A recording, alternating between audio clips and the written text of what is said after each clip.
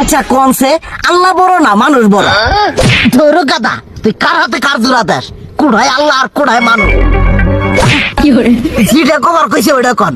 আল্লাহ বড় না মানুষ বড়? আল্লাহ তো বড়। আল্লাহ বড়, তাহলে আল্লাহর কথা না হইনা মানুষের কথা শুনেন কে? কি কইতাছস? কি আর আল্লাহর কথা মানে না মানুষের কথা মানে? হ্যাঁ, কি আর মানুষের কথা শুনেন তাই না?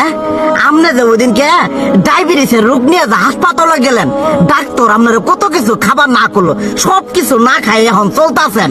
তাহলে আল্লাহ যে আপনারে কইছে যে হারাম খাবার না, সুদ খাবার না, কই আপনি তো কাম কাজ বাদ দিয়ে এলাকার মধ্যে টাকা পয়সা না গায়ে খালি ওইলে দিয়েই খান, নিজেরা টেও হালাল ভাবে কামাই করেন না, ওই সুদ তো না করে টাকা করে লাভ আহে ওইলে দিয়ে দিয়ে চলেন আর পেটা বড় বানাইছেন।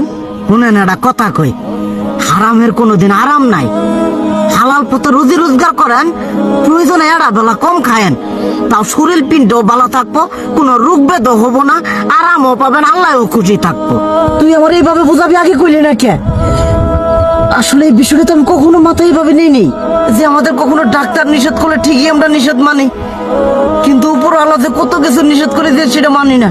আর এই যে হারাম পথে টিয়া পয়সা কামাই করতেছেন, শরীরের মধ্যে দুনিয়া রোগ বেত হয়েছে, দেখা যাইতেছে যা টিয়া হারাম পথে কামাই করতেছেন তার তো বেশি টিয়া মনে করেন জ্বলে যাইতেছে গা বেশি। আজকের পর থেকে আমি আর এই হারাম সুদ খামো না, আমি হালাল পথে চলবো, হালাল টাকা পয়সা ইনকাম করবো।